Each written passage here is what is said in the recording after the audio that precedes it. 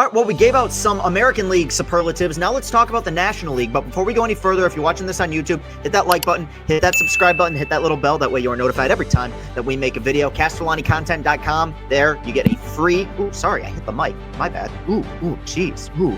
I don't even know if you could hear that. But CastellaniContent.com is your one-stop shop for all things that I do, all content that I make. That is going to be launched here probably by the time you are watching this video. So be on the lookout for that. And, of course, you can subscribe to this page for lots of other exclusive Castellani content. Let's jump back into it. All right, we talked about the American League teams. Going to continue to kind of try to go in order here, starting with the top teams, or some of the top teams in the National League, mainly the East. Let's talk about it. Teams stuck most in the in-between.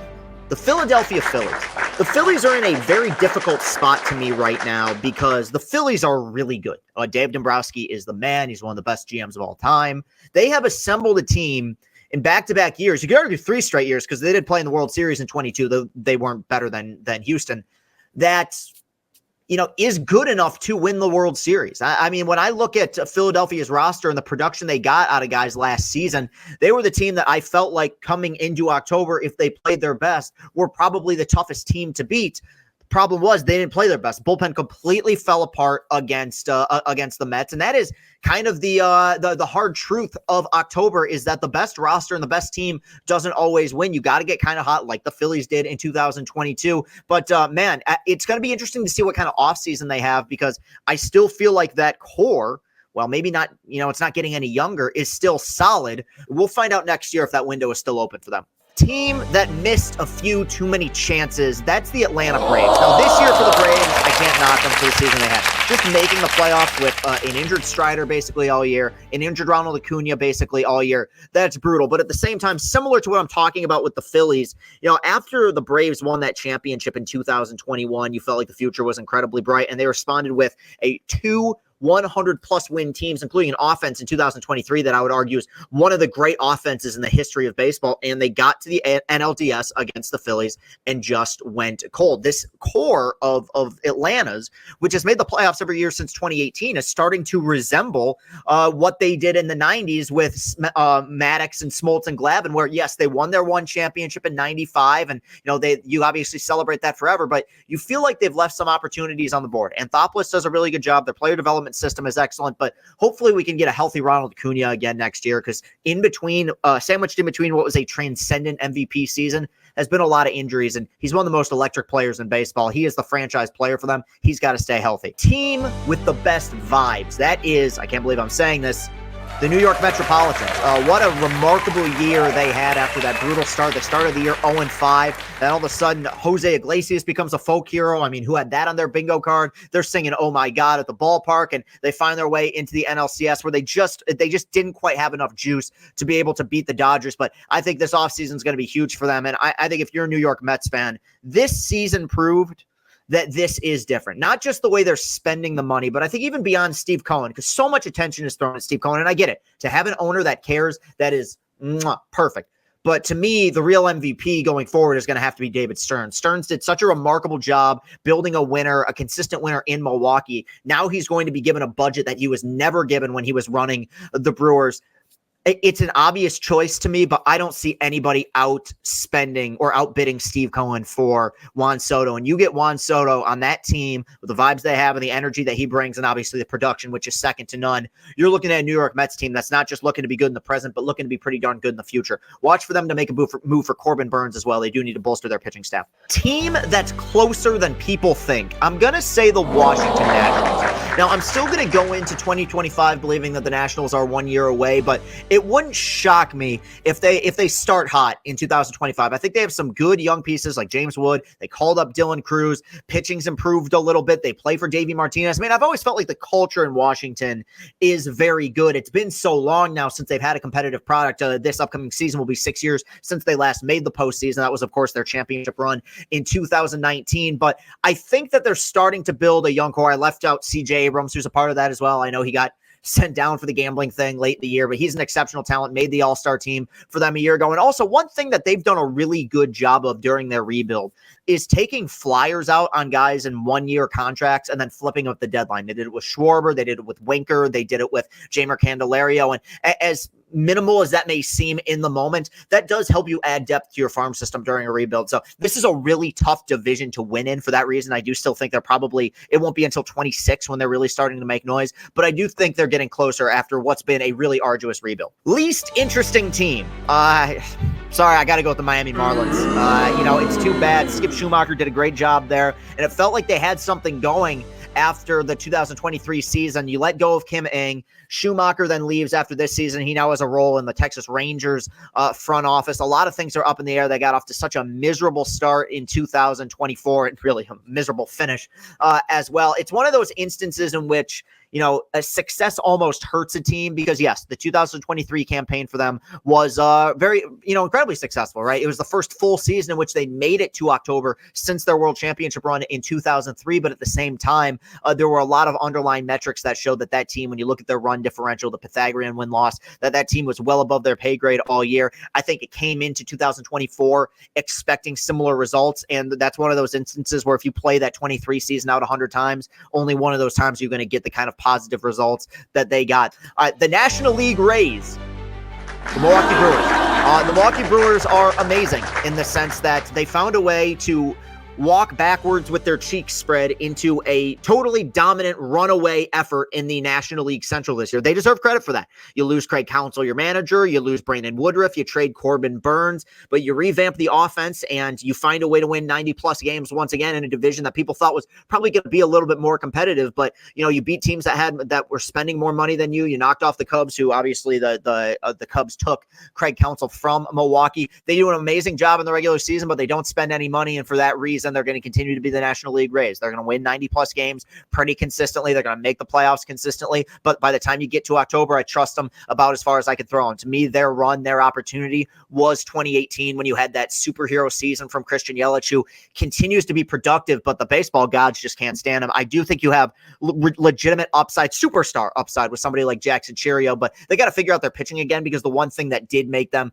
a dangerous opponent at points in previous Octobers was they had a really good starting rotation. That wasn't really the case last year. Now it looks like Devin Williams, if not by midseason, potentially even before the season starts, will be traded to another team. They've had some success with trades, but this is just what they're going to be. They're going to be the team that sells high with some of their big pieces. You think they're going to take a step backwards, yet in the regular season, they're going to be remarkably consistent. Team in the National League most in need of a huge offseason. I'm going with the Chicago Cubs. I know there's been a lot of frustration on the north side about what Jed Hoyer and the Ricketts family's kind of been doing, or some of the lack of traction. I mean, we're talking now in 2025, it'll be 5 years since they made the postseason. Also 5 years since Theo Epstein left. He left after the COVID year. Jed Hoyer took over. And, when you look at what made the Cubs successful during the 2010s, it was tremendous player development, but also when it mattered, you had the contracts that they gave to Lester and Hayward and Ben Zobrist and John Lackey. I think there's been rumors that they're going to try to be a key player for Juan Soto. This is not a bad team. It's just an incomplete team. When I look at them, there's nothing in particular. Now, their bullpen got better in the second half of last year, but there's nothing in particular I look at and I go, oh God, this is awful. Like, the offense is okay. They have some hitters. The pitching is okay. They have some pitchers, namely Justin Steele. Bullpen's okay. But, when I think of those really good Cubs teams, they have offenses that really stood out. They had pitching that stood out. I feel like they have the ability to bounce back. Last year kind of got away from them. I do think Craig Counsell's going to ultimately end up doing a good job. But to me, baseball is better when the Chicago Cubs are big spenders. We've seen that happen in my lifetime. I want to see that happen again. Team most likely to have a breakout in 2025. I'm going to go with the Cincinnati Reds. Now, in a lot of ways, the Reds kind of broke out in 2023. They didn't make the playoffs, but you did have the emergence debut of Ellie De La Cruz. You had Spencer Steer. You had some of these young hitters that got called up, and even some of the pitchers like Lodolo and Andrew Abbott who were pitching some good baseball for them at a point. I think last year they were the team. I brought it up with the Rangers in the American League, but they were the team that to me got derailed by injuries in the early part of the campaign. You fire your manager, and not only that, you bring in a guy who, in my opinion, as a culture guy, I don't know if there is a better manager in baseball than Terry Francona. I think he's one of those guys that can have an impact on that team right away. We know how stingy their ownership is, but I think there's enough talent in that clubhouse, in that division, for them to be relatively competitive going forward. Next up, kind of on the other side of things, team most likely to face the music soon. I'm going with the St. Louis Cardinals. It sounds really strange, man, because for a large portion of my life, the St. Louis Cardinals were the model of stability in Major League Baseball. They just found guys. They had pitching. They had Pujols. They would get hot in October. They would always be the last team you'd want to see. My Tigers can attest to that when you look back to 2006, but really from '06 to about 2014, 2015, it felt like it was weird not seeing them in the NLCS or World Series at some point. And yet, when you look at their current makeup, looks like Arenado might be traded. Goldschmidt's probably, it looks like he's on the way out. You do have some young players like Mason Wynn who I think are going to be good for you, but they strike me as a team that has relied on the same system the Cardinal way for a long time, and I think that they need to evolve, and in order to do that, they might need to do something of a rebuild.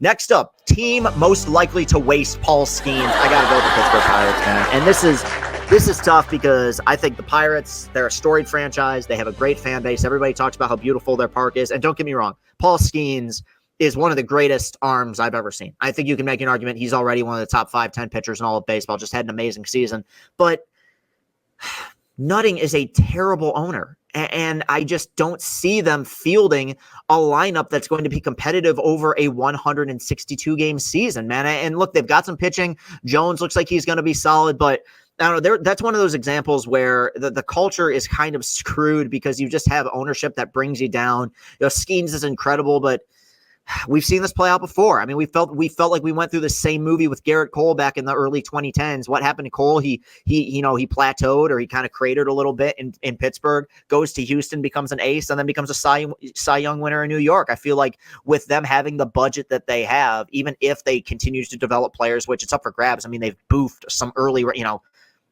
who was like Henry Davis, the first number 1 overall pick, who was a nothing for them. Like, I just never have a lot of faith, and it sucks because I would like to see the Pirates get good. It was a lot of fun when they were good in the mid 2010s with McCutchen in that core, but I have serious doubts. Still love Paul Skeens though. Team most likely to stay hungry. To no surprise, I'm going with the Los Angeles Dodgers. Now, as somebody who is a fan of a team with an owner that is, I'll be generous and say, on the fence about spending, I no longer care or feel like it's an insult when people say, oh, the Dodgers bought themselves a championship. First of all, there's no such thing. You still got to execute. You still got to play. The Dodgers' 2 best players, arguably, were dealing with serious injuries in the World Series. They had a bunch of pitching injuries, and they still won the whole thing a year ago. But you know what? This is a league with no salary cap where you can spend as much money as you want, and the Dodgers are one of the only teams that's willing to do that. Do I think that they acquire Juan Soto? I don't. Like I said earlier, I still think no one outbids Steve Cohen, but they're going to make a run for him. And you know what? Why the hell not? Go ahead and build that super team. And if that's the case, baseball, there's so much parity in this sport. This is not like when the Warriors got Kevin Durant and it became a foregone conclusion who was going to win. This is totally different. All that stuff gets thrown out the window in October. So you want to go out and keep spending, go ahead. They do have an official full season title to their name. I think they're going to stay hungry. Team most likely to regret not making a push in the 2024 postseason, I'm going with the San Diego Padres. Look, the Dodgers lineup was historically good, right? There's 3 future first ballot Hall of Famers on there, 3 MVPs. It speaks for itself. You also had Teoscar, who had a remarkable year. But I would argue the San Diego Padres roster was on paper better equipped to win in October by the time we got to October than the Dodgers was. The biggest reason for that is the Dodgers had so many injuries to their pitching staff. You're without Glass now. You have Flaherty going game 2. You're going Yamamoto game 1, who's still building his way back up, coming back from injury. And I felt like with the rotation that the Padres had with Cease and Darvish and Michael King, I felt like they had an opportunity to knock off the Dodgers, and they had them. They had them with an opportunity to close out that series at home. The Dodgers were doing a bullpen day, and they got shut down. That was really the moment in which this Dodgers team kind of flipped a switch, and I realized, okay, this is different than a lot of the Dodger teams that kind of folded in other Octobers. This is still a team that's set up to be pretty good for the future. They have a lot of really good young players, but I feel like this was a missed opportunity for them in 2024. Team that got better but somehow got worse, I'm going with the Arizona Diamondbacks. It's kind of a bizarre thing. I talked about how the Phillies are in a strange place where they can't really get much better necessarily, but you hope that they can continue to execute or can execute better in October over the next coming years.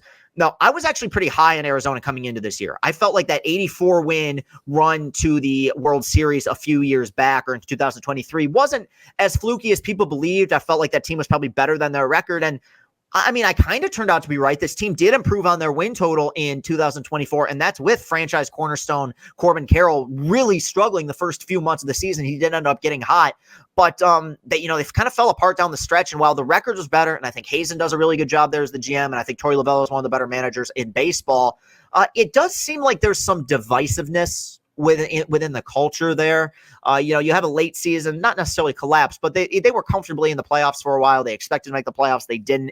the Jordan Montgomery deal is becoming, like a soap opera with the owner talking about what a mistake it was and Montgomery seeming unhappy. I mean, that's just one part of the puzzle, but you rarely hear about these kind of stories from teams that are really rolling and really competitive. They did get better as a team over the 162 in 2024, and it makes you wonder what kind of moves are they going to make this offseason. Do they feel like they need to add a ton to get better, or do they feel like the young core that they have with guys like Corbin Carroll are going to continue to grow? Team and organization that's lost their mojo, I'm going with the San Francisco Giants. Like, the Giants are not bad, but they ain't particularly good either. I think that in the 2010s, this was an organization that was renowned for being one of the smartest, most well-run organizations in all of sports. They'd get to October with rosters that maybe didn't blow you away, but they won with pitching and they won with management, mainly Bruce Bochy winning those 3 titles. That was really savvy, and they did a good job of playing the matchups and winning postseason series. Now, it feels like after that completely miraculous 2021 season that they had, which I would argue Scott Harris, who's now in Detroit, was a huge part of that. They've tried to repeat that formula unsuccessfully, and they'll sign guys like Blake Snell, then they'll lose them. Now, they did extend Matt Chapman, who had an excellent year a season ago, but it just doesn't feel like there's any solid core there in San Francisco. Even those teams that won the championships, yeah, they won it with some players that, like, Pagan or Gregor Blanco, these like tiny contributors, but they had Sandoval and they had Buster Posey and they had Matt Cain and Tim Lincecum and Madison Bumgarner. You might have sporadically good young players like Patrick Bailey here or there, but I would like to see where their farm system's at, because they're one of those teams I want to see kind of get younger and improve over time. This is a very tough division to win in. Last one, and this one does kind of make me sad, but I think even their fans will agree with me. Team that just sucks. The Colorado Rockies. This is really unfortunate, because I think that's a really cool park, and I think that's a cool fan base. It is arguably the toughest place to win. You need a GM that is almost a genius and gets lucky. I mean, in the sense that, the one World Series run that they had was they got historically hot in the month of September and into October. But, this is, I think, an organization with a lot of potential.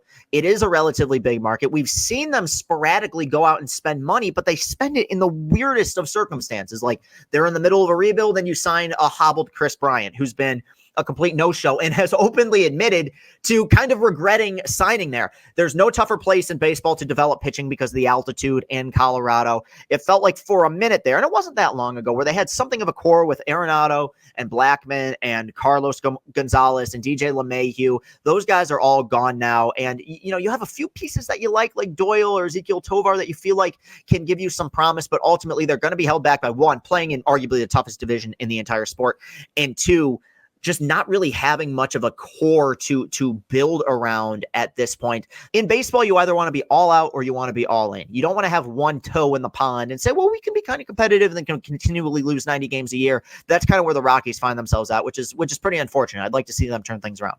All right, so that's the National League teams. Which one of these superlatives do you agree with? Do you want to see me do more videos like that? Let us know in the comments. Hit that like button, hit that subscribe button. We'll be back soon with more baseball vlogs, as well as just regular Chris and Company content and other things, everything like such as. All right, love you guys. Talk to you soon. Hit that subscribe button. Peace and happiness.